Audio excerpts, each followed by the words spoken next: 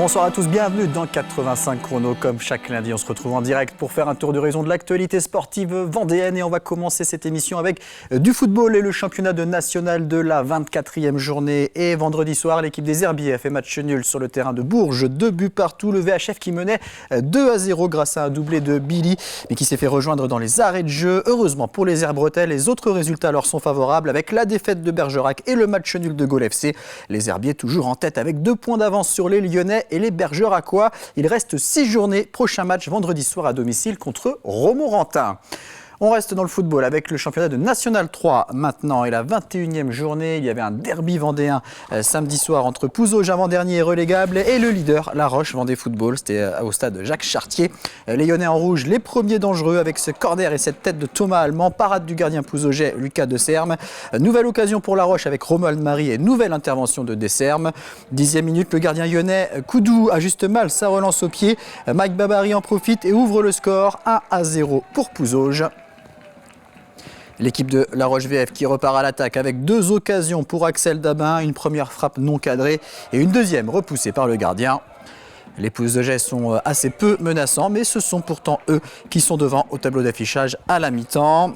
À la reprise, les offensives de La Roche VF se multiplient. Romain Billet de la tête envoie le ballon au-dessus du cadre. 56e, la double tentative d'Antonin Bergeon est stoppée par Lucas Deserme. 59e minute, c'est au tour de Charlie Charrier de buter sur le portier pouzaugeais. Les Lyonnais trouvent la faille à la 64e minute avec Romain Billet. Égalisation à 1 but partout. Une minute plus tard, Bergeon perd un nouveau duel face à Deserme. Pouzauges subit les assauts des Rouges et à la 68e, Charlie Charrier trouve le chemin des filets, donne l'avantage aux Lyonnais, 2 buts à 1. À la 77e minute, c'est au tour d'Axel Dabin d'inscrire son but. La Roche fait le break, 3-1. Il y a une dernière occasion pour Romain Billet, mais on en reste là. Victoire de La Roche Vendée Football, 3-1. On écoute les réactions des entraîneurs au micro de Thibaut Grasset. Depuis 4-5 matchs, on a le même type de match où défensivement on ne subit pas forcément grand chose à part de l'adversaire, mais on a des occasions et on ne score pas. Et c'est vrai que c'est surtout ça, le passif de ces derniers matchs qui m'a fait dire que, bon, en espérant pas que la série puisse continuer, mais sinon non, on était dans notre dynamique, même sans faire un grand match, on avait la main mise sur le match, on se créait des occasions, on savait qu'on pouvait faire la différence. La volonté c'était de se dire que voilà, on joue la montée, ils jouent leur maintien, donc c'était plus à eux de douter qu'à nous, donc c'était à nous de reprendre une dynamique qui allait dans notre sens. Et les premières occasions, on ne marque pas, on prend un but. Sauf que, je vous le dis, les derniers matchs, on n'a pas réussi à renverser la tendance. Là, on a réussi à le faire ce soir. Mais forcément, ce type de match, je le vis depuis plusieurs semaines. On le vit depuis plusieurs semaines. Donc, les scénarios, heureusement, ce soir, s'est inversé. Tant mieux pour nous, quoi. On voulait les embêter dès le début du match parce qu'on sait que si on commençait mal le match, on pouvait être en difficulté après par la suite. Et à partir du moment où les joueurs étaient concentrés, étaient à 110-120%, on a réussi à exister un petit peu. Au fur et à mesure que la fatigue est arrivée, on a malheureusement reculé, on n'a pas réussi à enchaîner les passes. Pourtant, on a travaillé cette semaine. On n'a jamais réussi réellement en seconde mi-temps à faire basculer La Roche en situation défensive. Malgré la difficulté, on a quand même réussi à poser des problèmes sur le début du match, à faire douter un peu La Roche, c'était l'objectif. Malheureusement, ça n'a pas tenu assez longtemps, quoi. Et on reviendra sur ce match dans la deuxième partie de 85 chrono avec nos 2 invités du Pouzauges Bocage Football Club, Grégory Brelet, le vice-président, et Valentin Charbonnier, le capitaine. Au classement, La Roche VF conforte sa place de leader avec 3 points d'avance sur Chaland qui s'est imposé à changer 2-0. Pouzauges est toujours 13e et avant-dernier. Fontenay a fait match nul à Sablé 0-0. Les Fontenaisiens sont 6e. Le Poiré-sur-Vie s'est incliné face à Saint-Nazaire 2-1. Les Genoux sont 8e. Et puis La Roche ESO a fait match nul un partout face à Saint-Philbert. Le SO 12e au classement. Il reste 5 journées. La prochaine, ce sera samedi, avec notamment un autre derby entre La Roche VF et le Poiré-sur-Vie. Football toujours avec la division 2 féminine, la 18e journée et encore un très mince espoir de maintien pour La Roche ESO qui recevait un concurrent direct, le CA Paris 14, ce dimanche au stade de Saint-André-d'Ornay. Les Lyonnaises en rouge, dont la dernière victoire remontait au 6 novembre, c'était justement face à Paris. Elles sont les premières à porter le danger devant le but adverse. À la 11e minute, Lauriane Borne de la tête parvient à lober la gardienne parisienne, mais ce but est refusé pour une position de hors-jeu de l'attaquante lyonnaise. 38e minute, situation similaire, centre venu de la gauche, tête de Lauriane Borne, la gardienne est lobée et cette fois pas de position de hors-jeu. Le but est bien validé. Ouverture du score donc de l'ESO qui mène 1-0 à la pause. En seconde période, Paris se procure une occasion avec Karen Mongénie qui croise trop sa frappe. Les Ornésiennes de nouveau à l'attaque avec Maureen Cosson qui bute sur la gardienne. Le ballon revient dans les pieds de Winnie Mapangou qui tente sa chance mais le ballon est capté sans problème par la gardienne de Paris. Mapangou qui sert ensuite Eline Moreau qui tente sa chance mais nouvelle intervention de la gardienne. À la 89e minute, Lauriane Borne trouve Eline Moreau dans la surface de réparation. Moreau redonne à Borne dont la frappe détournée termine dans les filets. 2-0 pour La Roche ESO et doublé de Lauriane Borne. Après une dernière tentative de Maureen Cosson, la rencontre arrive à son terme avec ce succès tant attendu des Ornésiennes 2-0 face au CA Paris 14. On écoute les réactions des deux entraîneurs au micro de Cédric Manet. Il y a le facteur réussite aujourd'hui qu'il n'y avait pas sur les derniers matchs à domicile notamment, où on avait fait plutôt des bonnes prestats, mais on avait pêché dans cette finition. Aujourd'hui, on a répondu présent, ça fait du bien à tout le monde. On savait avant le début de saison que ce serait une saison compliquée, longue et compliquée de par son format. Maintenant, les filles, je me tue à le répéter, ne lâchent pas, continuent à travailler, restent dans le même état d'esprit. Maintenant, ça fait du bien d'avoir une victoire. Parce qu'elles n'ont pas été récompensées, notamment depuis le mois de janvier. Donc ça fait du bien, même sur un match moins abouti, de récompenser l'ensemble de ce groupe. La combativité, surtout en première mi-temps, où on passe complètement à côté de notre première mi-temps. Un adversaire qui a bien mieux débuté le match au niveau des duels, au niveau du combat, au niveau de l'agressivité, de l'envie, c'était largement au-dessus en première mi-temps. Et ça s'est rééquilibré en deuxième mi-temps. On est revenu avec plus d'envie. Et voilà, on a eu l'occasion d'égaliser. Bon, après, on prend un but à la dernière minute. C'était soit on égalisait, soit on allait encaisser de toute façon. Mais oui, c'est surtout à l'envie au début du match. On était préparés, on connaissait bien cette équipe. On savait que c'était une équipe qui, au niveau des duels, au combat, qui était forte. Et donc voilà, maintenant on passe à côté de l'entame de match et surtout de la première mi-temps. Donc du coup, on paye cher. Donc ouais, c'est en mettant sur un adversaire direct ils reviennent du coup à un point et du coup, ça risque d'être compliqué pour la suite. Ouais. Et à 6 journées de la fin, La Roche ESO est toujours 12e et Lanterne Rouge à 6 points d'Orléans, premier non relégable. Prochaine journée dimanche prochain, les Lyonnaises se rendront à Issy-les-Moulineaux, 9e. On passe au basket maintenant avec la Nationale 1 masculine. On est dans la deuxième phase et dans le groupe B, Chaland recevait Feur vendredi soir à la salle Michel Vrignot. Au match aller dans la Loire, le VCB s'était incliné de 4 points, 84-80. Vendredi soir, les Chalandais en blanc ont plutôt mal débuté la rencontre. Les pertes de balles et le manque d'adresse côté vendéen profitent aux Forésiens qui virent en tête à l'issue de ce premier quart-temps 20-13. Il y a du mieux côté chalandais dans la deuxième période, mais les hommes de Sébastien Lambert manquent encore de régularité. Ils réduisent tout de même une partie de l'écart qui n'est plus que de 4 points en faveur de Feur après 20 minutes de jeu, 37-32, 5 points pardon. Après la pause, le troisième quart-temps est clairement à l'avantage de Chaland qui a resserré les boulons en défense. Seulement 9 points encaissés et en attaque, ce sont 20 points supplémentaires pour le VCB qui prend l'avantage et mène 52-46. Feur souffre au propre comme au figuré avec 2 joueurs qui doivent terminer le match prématurément sur blessure. La victoire semble tendre les bras aux Chalandais, mais Feur et leur pivot Bowie Djedje ne l'entendent pas de cette oreille. Les visiteurs trouvent le supplément d'âme nécessaire pour reprendre le match en main et museler le VCB. 26-13 pour Feur dans ce quatrième quart-temps et une victoire sur le score de 72-65. Victoire qui qualifie les Forésiens pour les playoffs. Des playoffs qui s'éloignent pour les Chalandais. Les réactions des coachs au micro de Thibaut Grasset. Ce qui est dommage ce soir, c'est qu'on a un niveau défensif qui est plutôt intéressant. Le problème, c'est qu'on ne met pas un tir. Voilà, on prend la dynamique du match dans le troisième, il passe en mode, on arrête complètement de courir. Chose qu'il ne faut surtout pas faire, alors qu'on fait des stops défensifs qui sont intéressants. On aura du continuer à impacter, on a commencé à se mettre sur du demi-terrain. On les a renforcés sur le demi-terrain, on n'a aucune alternance, on est que dans le tir à 3 points dans tous les sens. Mais on n'en met pas ce soir, donc c'est tout. À partir du moment où on perd chez nous alors qu'on a le match en main, qu'on arrête de jouer, qu'on arrête de courir, qu'on joue au handball autour de la zone, mais quelque part les playoffs on ne les mérite pas. On a loupé trop d'occasions dans l'année pour être mauvais sur ce match-là. Forcément très satisfait de la performance de l'équipe ce soir. Surtout défensivement, j'avais dit dans le vestiaire avant match qu'il fallait tenir cette équipe en dessous de 70-75 points, ça aurait été déjà bien. On les tient à 65 à domicile, c'est une grosse performance. C'est vrai qu'on est bien rentré dans la partie, on a mis de l'impact, on a gagné des ballons. Ce soir, on valide la qualification en play-off, ce qui est un peu inespéré. Au départ, nous, notre objectif, c'était de se maintenir sur la Nationale 1. On y est arrivé dès la première phase, donc on était déjà content.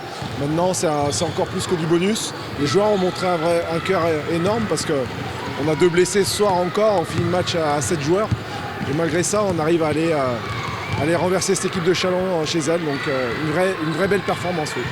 Et au classement, Challans est 8e et encore un très petit espoir de qualification pour les playoffs. Alors qu'il reste un match à jouer, il faudra gagner ce mardi soir sur le terrain de Lionceau et espérer dans le même temps une défaite de Boulogne face à Toulouse.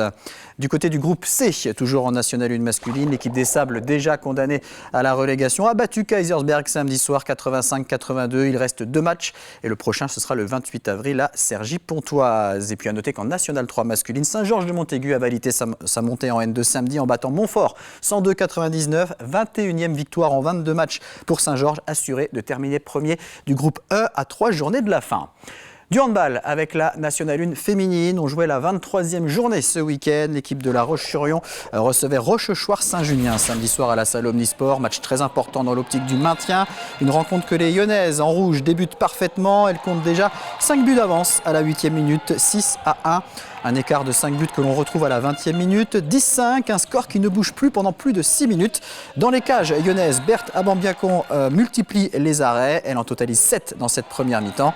Seulement 3 buts sont inscrits dans les 10 dernières minutes de cette première période. 2 pour La Roche, 1 pour Rochechouart. Les Lyonnaises mènent donc de 6 buts, 12-6.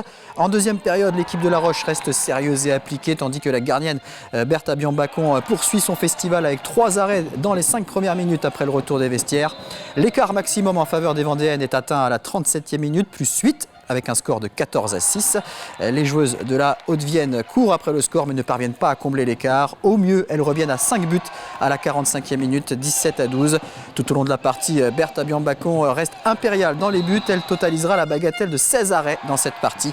La solidité défensive des Lyonnaises leur permet de maintenir leur adversaire à distance et de décrocher une belle victoire sur le score de 25-18. Les réactions des entraîneurs au micro de Cédric Manet. Ça faisait un petit moment qu'on était en difficulté sur l'entame de match, notamment contre Côte-Basque ici sur la réception sur le dernier match à domicile. Là on démarre vraiment bien, les filles avaient à cœur de faire une vraie perf et mettre à 18 buts Rochechouart, je pense qu'il suffit de regarder le score. Ça plie pas encore tout à fait la saison, moi j'aime bien aller jusqu'au bout. Si on prend les 3 victoires on pourrait dire qu'on a plié la saison, mais en tout cas on va aller à bord avec des vraies certitudes. On sait qu'on a un gros combat qui nous attend là-bas et ce soir on a vu qu'on pouvait s'appuyer sur tout le monde et qu'on était capable de rivaliser avec le haut de tableau N1. Il y a de l'enthousiasme, elles s'entraînent pour ça, la semaine, pour avoir des grosses performances comme ça le week-end, avec un public qui fait beaucoup de bruit et ça fait toujours du bien de se retrouver dans cette ambiance et de retrouver l'esprit lyonnais. On peut dire que la fin de saison va être très intéressante à jouer parce que les filles commencent vraiment à prendre du plaisir et ça se voit. Du moment où on est en échec au tir, c'est qu'on accède au tir malgré tout. Donc en fait, on a essayé de changer de tactique, mais ça n'a pas réglé malgré tout le problème d'être en échec face à la gardienne qui a réussi des parades même au près, notamment 4 pénaltys je crois sur 6. Donc ça fait beaucoup. Voilà, sur ce match-là, on a eu beaucoup trop d'échecs au tir pour espérer quelque chose. On a essayé de différentes tactiques, mais finalement, on a toujours été plus ou moins en échec face à la gardienne tout au long de la partie, donc ça a été compliqué de revenir. On ne défend pas si mal que ça, mais voilà, aujourd'hui on n'a pas eu la réussite au tir qu'on espérait, donc bravo à La Roche-sur-Yon parce qu'elle mérite amplement leur victoire.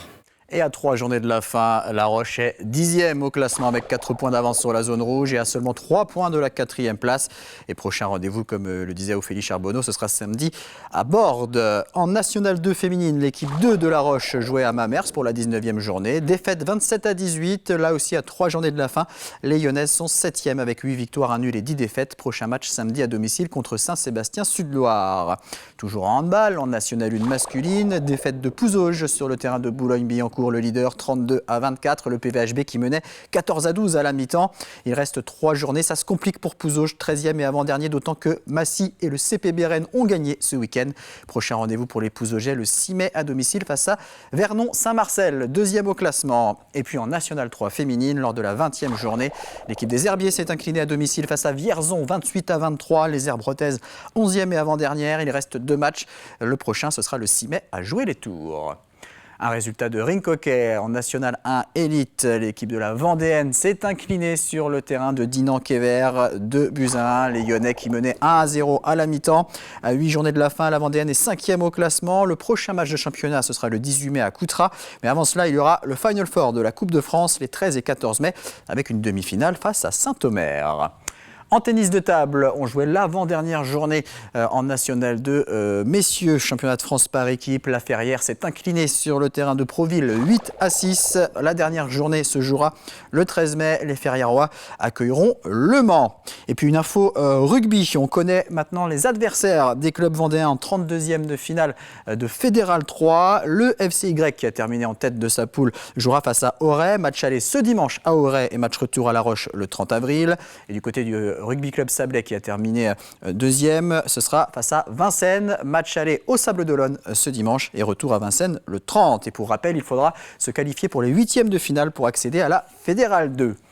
Un mot de karaté avec les championnats de France combat catégorie cadet. C'était ce week-end à Pont-à-Mousson. 2 médailles pour le club de Fontenay, médaille de bronze pour Lola Cochard en moins de 47 kg et médaille d'argent pour Laura Moon Rijad en plus de 61 kg et une médaille également pour le club de Luçon puisque Sacha Biel a décroché l'argent en moins de 47 kg. Et puis en moto, on en a parlé il y a quelques jours sur ce plateau, le Team Racing 85 participait pour la 10e fois aux 24 heures du Mans moto, parti 33e sur la grille sur 54 engagés. La Kawasaki numéro 85 a grimpé à la 23e place après 1 heure de course, mais plusieurs chutes ont perturbé la course de l'écurie vendéenne et après une 3e chute dimanche matin, la team a décidé de jeter l'éponge pour la sécurité des pilotes et n'a donc pas été au bout de ces 24 heures.